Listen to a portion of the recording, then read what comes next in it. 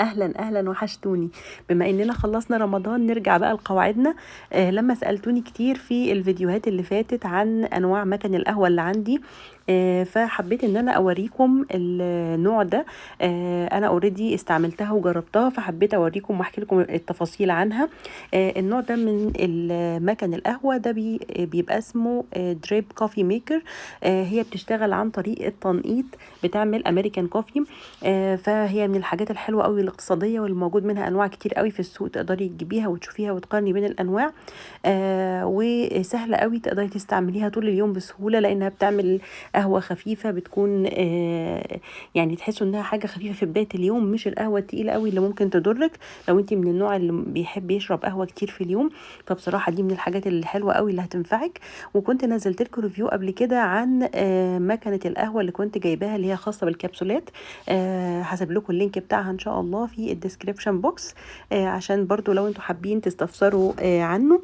وفي اخر الفيديو عملت لكم مقارنه ما بين النوع ده والنوع التاني، اللي انا اوريدي عملت له فيديو معاكم قبل كده، عشان تعرفوا برضو الفرق بين الاتنين، لان دي لها استعمالاتها ودي لها استعمالاتها. فاتمنى تشوفوا الفيديو للاخر وان شاء الله يعجبكم. واكيد برضو لو ليكوا اي اسئله برضو تانية هكتبوها لي في الكومنتات ان شاء الله عشان ارد عليها. تعالوا بقى بينا يلا على طول عشان اوريكم التفاصيل عنها. لو عملنا زومين كده عشان تفهموا معايا انا اقصد ايه. المكنه دي فيها شاشه ديجيتال عشان توريكي لو انت حابه تظبطي التايمر بتاعها، لان فيها تايمر هنا بالاور وبالمينتس هنشوفها مع بعض. وفيها هنا الميزه كمان فيها علامه من بره عشان تعرفك انت وصلتي بالميه قد ايه، او حطيتي استعملتي كام كب. من المميزات اللي فيها كمان انها كبيره، بتاخد حوالي 12 كوبايه، اللي هو حاجه يعني تعتبر حاجه كبيره. فهنفتحها مع بعض ونشوفها سوا واقول لكم رايي. طبعا بدايه بيكون جاي معاها الدوره الازاز ده، فطبعا هو ازاز فتاخدي بالك لان ده اكيد معرض للكسر. الحاجه الثانيه اهو زي ما اتفقنا انها بتاخد 12 كوبايه. هنا بيكون في فتحه كده من فوق علشان خاطر التنقيط بتاع القهوه نفسها من الجهاز، فبيحصل على طول دايركت او اوتوماتيك هنا. وطبعا بتقدري تفتحيه كده بمنتهى السهوله، وبيتنضف برده بمنتهى السهوله. ده في هنا ده بيبقى سخان علشان لو انت حباها تفضل سخنه، وده هنقوله دلوقتي نشرحه مع بعض. هو مطلي كده بطبقه اللي هي منع للالتصاق، وبالتالي هنا لو وقع عليه حاجه فانت ما بتضطريش ان انت تدعكي والكلام ده، الموضوع بس على طول بمنديل كده فبتنشف بمنتهى السهوله. الجسم نفسه بتاع الجهاز هو عباره عن مصنوع من الفايبر او مصنوع من البلاستيك، مصنوع من البلاستيك المقوى. الجهاز نفسه بيتفتح من فوق كده بمنتهى السهوله. في مدخلين تقدري تحطي فيهم الميه يمين او شمال، من الناحيه دي بحط الميه او من الناحيه دي، الناحيتين دول. وده مكان الفلتر بتاع القهوه نفسها. الفلتر بيتفك بمنتهى السهوله علشان التنظيف، والتركيب بتاعه بمنتهى السهوله عشان التنظيف. هو عباره عن 2 فلتر موجودين في بعض كده. ده الفلتر الاساسي او اللي هو المكان الاساسي اللي بيتحط فيه الفلتر، وده كده الفلتر التاني اللي موجود بيتحط جوه هنا وبيتشال. طبعا بيتشال بمنتهى السهوله، بيتشال كده ويتركب تاني. واللي فوق برضو نفس الحكايه علشان خاطر تقدري تشيليه وتنزعيه بمنتهى السهوله. بيتشطف ويتنضف بسهوله جدا ويرجع تاني يتحط يتثبت مكانه. فانا اول ما بنحط الفيشه بتبتدي الشاشه هنا بتديني لون ازرق، معنى كده انها اشتغلت. بتسيبيها شويه خلاص هي بتفصل اوتوماتيك لوحدها. انا عندي هنا الاربع زراير الموجودين دول، هعمل لكم زومنج عليهم عشان تشوفوا معايا. ده زرار الاوتو علشان هي تشتغل على طول المكنه من تلقاء نفسها. وده عندي زرار الاون والاوف، ده كده عشان اشغل المكنه. ده زرار الاورز والمينتس، دي اللي احنا بنظبط فيها احنا عايزينها تفضل سخنه لوقت قد ايه. اول حاجه هشغل المكنه من الزرار ده، والمفروض انها هتسحب ميه وهتبتدي تنزلي القهوه زي ما هنشوف مع بعض. وهشرح لكم دلوقتي الزرارين دول هنعمل بيهم ايه. طب انا عايزاها هنا اروما كده، لو ادتني العلامه بتاعت الفنجان الاروما ده معنى كده انها هتطلع القهوه خفيفه. لو انا مش عايزه الاوبشن ده فخلاص انا بلغيه وبرجع تاني للقهوه العاديه بتاعتي. تعالوا بقى نشوف مع بعض، عشان هي كده انا محتاجه اطفيها الاول عشان هي المكنه ابتدت تشتغل وانا لسه مش حاطه فيها الميه. المفروض احنا بنفتح من هنا زي ما اتفقت معاكم. المفروض ان انا هنزل على طول فيها الميه من هنا زي ما قلت لكم. في عندي فتحتين او مكانين لصب الميه، وابتدي اصب الميه كده. طيب وانا بصب الميه كده ازاي بعرف المعيار؟ بعرف المعيار هنا من الجنب، في عندي زي علامه كده زي ما انتم شايفين، دي بتحدد لي الكوبايات اللي ممكن المكنه نفسها تملاها لي. في عندي اول حاجه ده بيكون 4 كوبايات، 6 8 10 لغايه 12 فنجان من القهوه. فانا لو انا عايزه اعمل كوبايتين قهوه بس، فهبتدي احط نص المقدار بتاع الاربع كوبايات.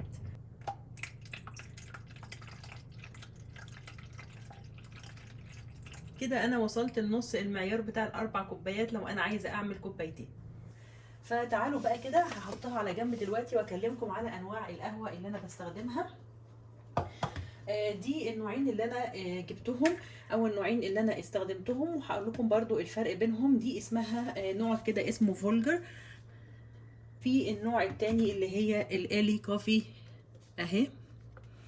المكنه دي طبعا بيكون ليها نوع مخصوص من القهوه، مش اي قهوه بتقدري تستعمليها فيها، لازم قهوه تكون مطحونه اللي هي الطحنه الخشنه شويه، ما تكونش مطحونه ناعم. فدي الانواع الجاهزه اللي انا جبتها. بصوا كده ده شكلها من جوه اهو. مبدئيا ده كده السكوب ده كده بيجي اصلا مع الجهاز نفسه. دي كده عايزه اوريكم شكلها زي ما انتم شايفين كده، بتكون مطحونه طحن خشن اهو، وانا مستعمله برضو منها جزء كبير. والنوع التاني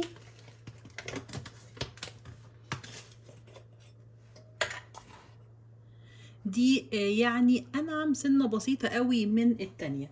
طب ايه الفرق ما بين الاتنين؟ الفرق ما بين الاتنين انا شايفه بالنسبه لي بعد ما جربت الاتنين، دي طعمها اقوى واتقل. دي طعمها اخف شويه للناس اللي بتحب الاسبريسو بتاعها او الامريكان كوفي تكون خفيفه، فممكن تقدري تستعملي النوع ده علشان دي تعتبر اخف شويه في الطعم. تعتبر قهوه خفيفه، لكن دي هتديكي قهوه تقيله، وهنا النكهه بتاعتها كمان اقوى من النكهه دي. بس في المجمل الاتنين كويسين جدا، فعلى حسب انت بتحبيها خفيفه ولا تقيله. تعالوا اوريكم الفلتر بيبر اللي هي بتيجي مع الجهاز ده. مش بمعنى انها بتيجي معاه في نفس الكرتونه، لا، انت بتشتريها منفصله لوحدها. ده لو انت حابه ان انت تاخدي او تحصلي على القهوه تكون بيور 100%، ما يكونش فيها اي شوائب خالص. فطبعا دي المقاسات اللي موجوده هنا طبعا ده الفلتر اللي انا جايباه ده كده عشان يكفي، ده بيكفي 4 فناجين من القهوه. وليكن ده زي ما اتفقنا ده بيكفي 4 فناجين من القهوة.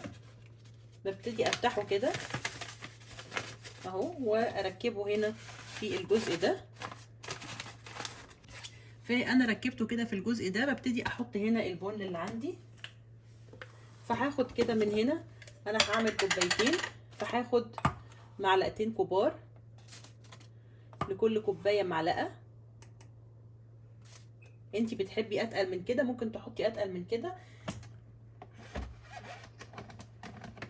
القهوه هنبتدي بقى نشغل من زرار الاوتو عشان تلاحظوا معايا.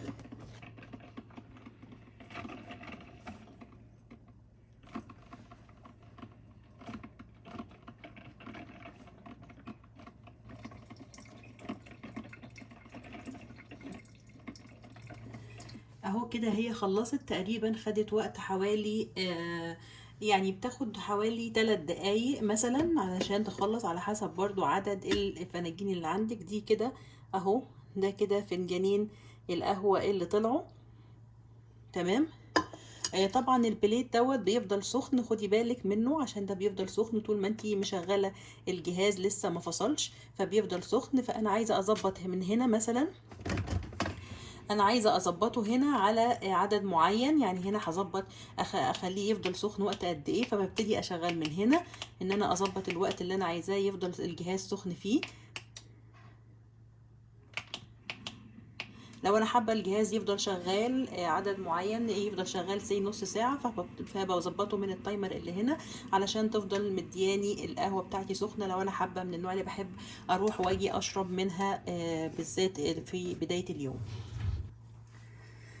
بس فهنجيب بقى فنجان شفاف كده عشان اوريكم على حسب برضو انتي بتحبيها ايه، وهنبتدي نصبها. طبعا هي بتنزل سخنه. لو انت عايزاها تفضل سخنه فبتسيبيها شويه، ما بتصبيهاش على طول، برجعها مكانها تاني عشان تفضل سخنه. فوريكم بس ايه القوام بتاع القهوه اهو، هي مش خفيفه ومش تقيله، فده قوام وسط. وانتي برضو اللي بتقدري تتحكمي عن طريق عدد معالق القهوه اللي انتي بتصبيها.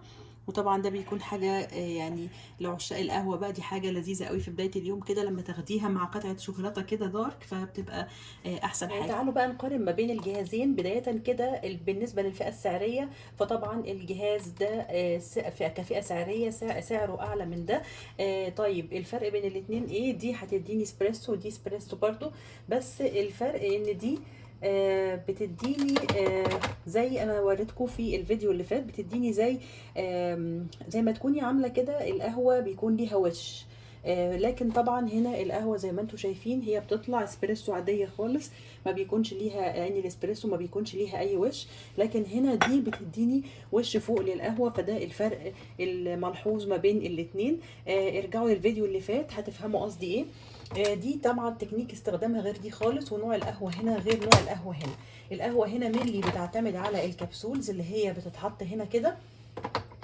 وطبعا برضو الكبسولز مقارنة بالقهوة اللي زي القهوة اللي زي كده، فطبعا برضو كفئة سعرية دي بيكون سعرها اعلى من دي. بالاضافة لانك هنا تقدري تستعملي اي نوع قهوة مطحونة خشن، حتى لو انت جايباها من عند بتاع البن ممكن تجيبيها سايبه خالص من غير اي علب، لكن ديت ملتزمه بموضوع الكبسولات. دي بقى بالنسبه لتانك الميه. تانك الميه هنا دي بتاخد لغايه 12 فنجان من القهوه، ودي حاجه كويسه جدا تقدري تعمليها في المره الواحده. لو انت عندك ضيوف فتقدري تعملي كميه كبيره، لكن طبعا بالنسبه لتانك الميه اللي موجود هنا فهو ممكن بالكتير يعمل 3 كوبايات لان هو مش كبير. تحتاجي ان انت تعمليها على اكتر من مره لو انت محتاجه اكتر من فنجان في وقت واحد. طبعا الجهاز هنا بالنسبة للوات، فالوات الموجود هنا في الجهاز أعلى، لكن طبعا الاتنين لو انت مش بيفرق معاكي حكاية الوش بتاع القهوة اللي بيبقى موجود ده، فطبعا بالنسبة لك هيبقى ده اقتصادي أكتر، لأن الاتنين هي فكرة الأمريكان كوفي أو الإسبريسو، فهي بتعتبر فكرة واحدة، لكن دي بتبقى راحات نفسية. وطبعا بالنسبة للجهاز دوت في منه أنواع كتير، وفي أنواع من غير شاشة ديجيتال خالص، فتقدري ان انت توفري في السعر عن طريق ان انت ما تجيبيش حاجه فيها ديجيتال، لان دي طبعا بتكون سعرها اعلى. ففي اخر الفيديو اتمنى ان انا اكون وضحت الفروقات ما بين الجهازين، وكل جهاز ايه مشتملاته والحاجات اللي تقدري تجيبيها معاه. ولو انتوا وصلتوا لغايه هنا اتمنى ان انتوا تعملوا سبسكرايب في القناه ولايك لو الفيديو عجبكم، واشوفكم في فيديو جديد.